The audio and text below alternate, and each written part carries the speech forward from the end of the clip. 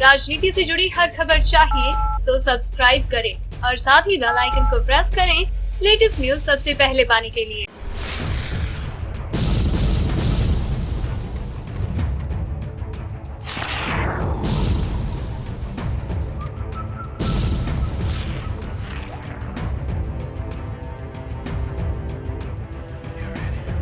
भारत पाकिस्तान के बीच लगातार युद्ध का माहौल बना हुआ है। भारतीय मीडिया अपने अलग दावे कर रहा है, जबकि पाकिस्तानी मीडिया अपने दावे कर रहा है।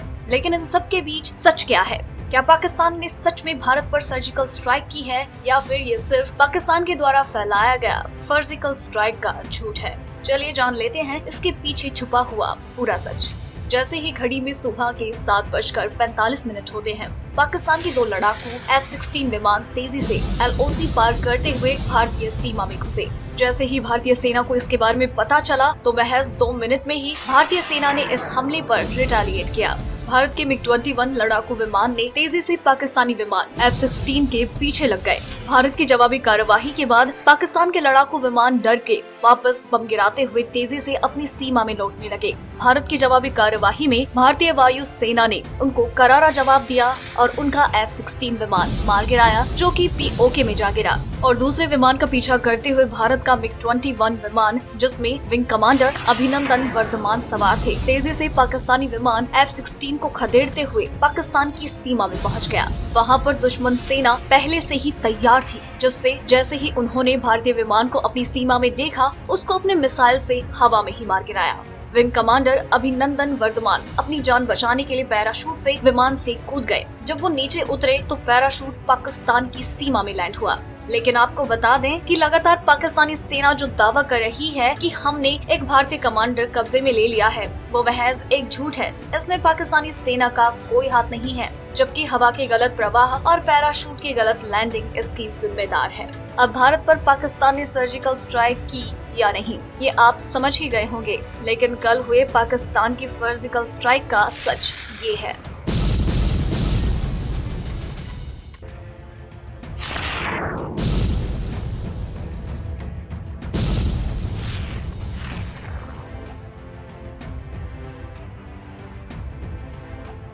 इस समय देश की भावनाएं एक अलग स्तर पर है। देश का वीर जवान सीमा पर और सीमा के पार भी अपना पराक्रम दिखा रहा है। पूरा देश आज एक है और हमारे जवानों के साथ खड़ा है। दुनिया हमारे कलेक्टिव विल को देख रही है। हमारी सेनाओं के सामर्थ्य पर हमें भरोसा है और इसलिए बहुत आवश्यक है कि कुछ भी ऐसा न हो जिससे उनके मनोबल पर आंच आए या हमारे दुश्मनों को हमारे पर उंगली उठाने का मौका मिल जाए। साथियों, जब दुश्मन भारत को अस्थिर करने की साजिश करता है, जब आतंकी हमला करता है, तो उनका एक मकसद ये भी होता है कि हमारी प्रगति रुक जाए, हमारी गति रुक जाए, हमारा देश थम जाए। उनके इस मकसद के सामने हर भारतीय को दीवान बनकर के, चट्टान बनकर के खड़ा होना है। उन्हें दिखाना है कि न ये देश रुकेगा, न देश की प्रगति थमेगी। देश की सुरक्षा और सामर्थ्य का संकल्प लेकर हमारा जवान सीमा पर डटा हुआ है। हम सब पराक्रमी भारत के नागरिक हैं, इसलिए हम सबको भी सिपाही बनकर देश की समृद्धि और देश में सौहार्द के लिए दिन रात एक करना होगा और यह हमारी पहली जिम्मेवारी है। पराक्रमी कभी ये नहीं सोचता कि चलो बहुत हो गया अब सो जाओ, यह नहीं चल सकता।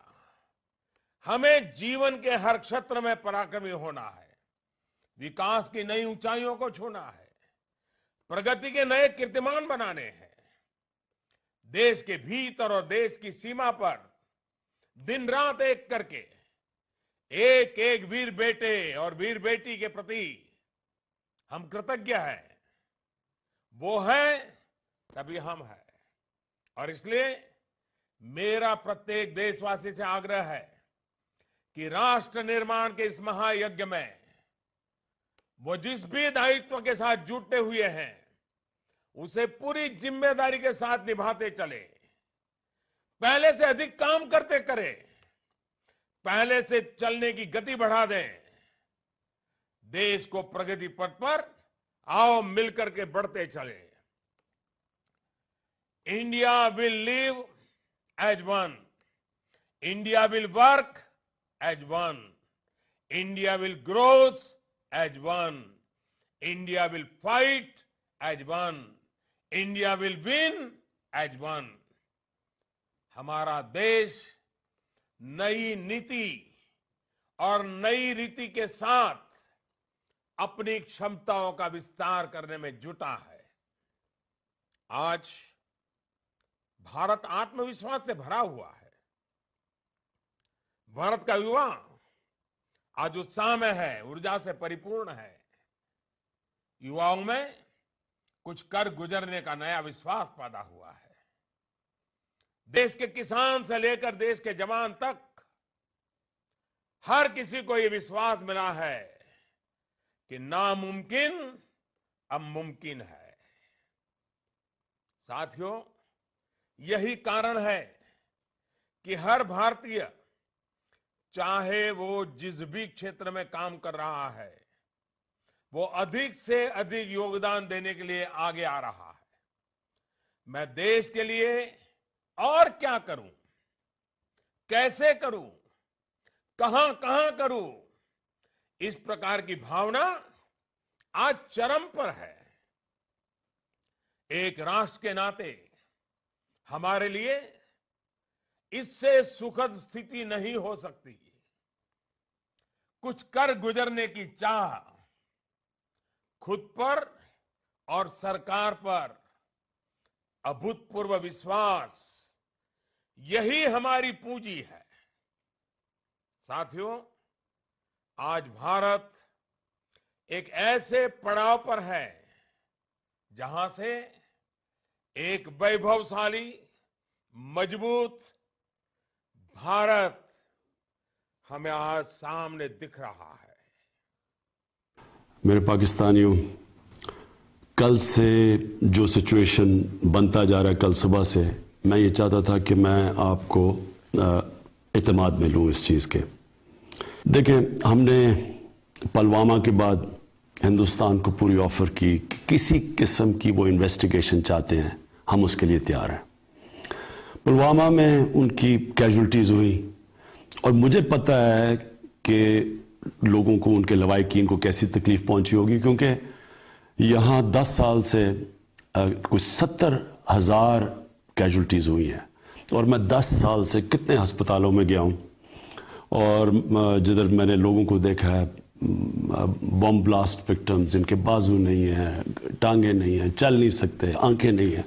इसलिए मुझे पता है कि एक तो जो इस दुनिया से चले गए और दूसरा जो कि इंजर्ड हुए उनके ऊपर और उनके घर वालों पे क्या गुजर रही है।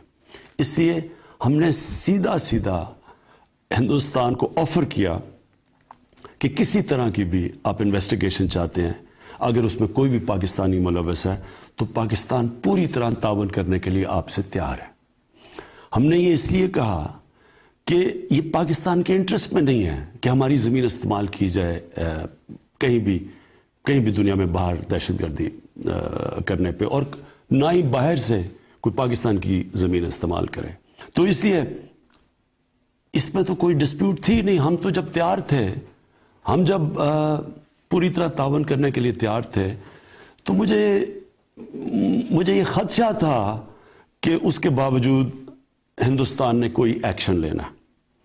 और इसीलिए मैंने उन्हें कहा कि हमारी मजबूरी होगी जब आप एक्शन लेंगे, हमारी मजबूरी होगी रिस्पॉन्ड करना, क्योंकि कोई भी सॉवरन मुल्क ये किसी मुल्क को इजाज़त नहीं देता कि वो उसके मुल्क के अंदर कार्रवाई करे और ख़ुद ही फैसला कर ले कि वो उसने जुर्म किया, जज, जूरी और एक्सिक्यूशन खुद ही बन जाए। और मुझे खदशा इसलिए था कि हिंदुस्तान के इलेक्शंस हैं और मुझे लग रहा था कि उसकी वजह से कोई एक्शन लिया जाएगा, लिहाजा मैंने हिंदुस्तान को कहा कि हमें जवाबी कार्रवाई करनी पड़ेगी। तो जब कल सुबह को जो एक्शन लिया गया, सुबह हमारी बात हुई आर्मी चीफ की, एयर चीफ की और मेरी, और हमने इसलिए एक्शन नहीं लिया सुबह क्योंकि हमें पूरी तरह पता नहीं था कि किस तरह का डैमेज हुआ है पाकिस्तान में वो, और जब तक वो हमें पता ना चलता तो ये भी बड़ा इररिस्पॉन्सिबल होना था पाकिस्तान से कि अगर हम एक्शन ले लेते और हिंदुस्तान की कैजुअल्टीज कर देते जब हमारी कोई कैजुअल्टी नहीं हुई थी। तो लिहाजा हमने इंतजार की और आज हमने एक्शन लिया। हमारा पहले से प्लान था कि कोई कोलैटरल डैमेज ना हो, कोई कैजुअल्टीज ना हो, सिर्फ हम ये बताएं हिंदुस्तान को कि हमारे में कैपेबिलिटी है कि अगर आप हमारी मुल्क में आ सकते हैं तो हम भी आपके मुल्क में जाके कार्रवाई कर सकते हैं। सिर्फ इसका ये मकसद था। 2 हिंदुस्तान के मिग्स ने पाकिस्तान की रिटेलिएशन में बॉर्डर क्रॉस किया, उनको शूट डाउन किया गया, और मैं ये भी आज कहना चाहता हूँ कि पायलट्स हमारे साथ हैं। अब मसला ये है कि अब हम इधर से किधर जाते हैं, ये बहुत ज़रूरी है। मैं अब हिंदुस्तान से मुखातिब हूँ, ये बहुत ज़रूरी है कि यहाँ हम थोड़ी सी अकल और हिकमत इस्तेमाल करें। जितनी भी दुनिया में जंगें हुई हैं बड़ी बड़ी, सारी जंगों में मिसकैलकुलेशन हुई है। किसी ने भी ये नहीं सोचा था कि जो जंग शुरू कर रहे थे कि वो जंग किधर जाएंगी। फर्स्ट वर्ल्ड वॉर महीनों में ख़त्म होनी थी, वो 6 साल लग गए। सेकेंड वर्ल्ड वॉर में एक ऐसा वक्त आया, हिटलर ने सोचा कि मैं रूस को फतह कर लूँ। उसने यही नहीं सोचा था कि रूस की सर्दियों तक शायद डिले हो जाए और उसकी तबाही हुई वहाँ। उसी तरह वॉर ऑन टेरर में क्या अमेरिका ने सोचा था कि 17 साल तक वो अफगानिस्तान में फंसे रहेंगे। वियतनाम वॉर, क्या सोचा था अमेरिका ने कि वो वियतनाम वॉर इतनी दूर जाएगी। इसलिए ये दुनिया की तारीख हमें बताती है कि जंगों में मिसकैलकुलेशन होती है। मेरा सवाल ये है हिंदुस्तान हुकूमत से कि क्या जो हथियार आपके पास हैं और हमारे पास हैं, क्या हम मिसकैलकुलेशन अफोर्ड कर सकते हैं? क्या हमें इस वक्त सोचना नहीं चाहिए कि ये अगर यहां से एस्केलेट होती है तो ये किधर जाएगी? ना मेरे कंट्रोल में होगी, ना नरेंद्र मोदी के कंट्रोल में होगी। इसलिए मैं फिर से आपको दावत देता हूं कि जब हम तैयार बैठे हैं, हमने आपको कहा कि जो आपकी पुलवामा की जो ट्रेजेडी हुई, उसके जो आपको जो दुख पहुंचा है, किसी किस्म का डायलॉग करना चाहते हैं दहशतगर्दी के ऊपर, हम तैयार हैं। लेकिन मैं फिर से आपको कहूंगा कि इस वक्त बेटर सेंस शुड प्रिवेल। हमें बैठ के बातचीत से अपने मसले हल करने चाहिए। शुक्रिया। देखें, हमने पुलवामा के बाद हिंदुस्तान को पूरी ऑफर की कि किसी किस्म की वो इन्वेस्टिगेशन चाहते हैं, हम उसके लिए तैयार हैं।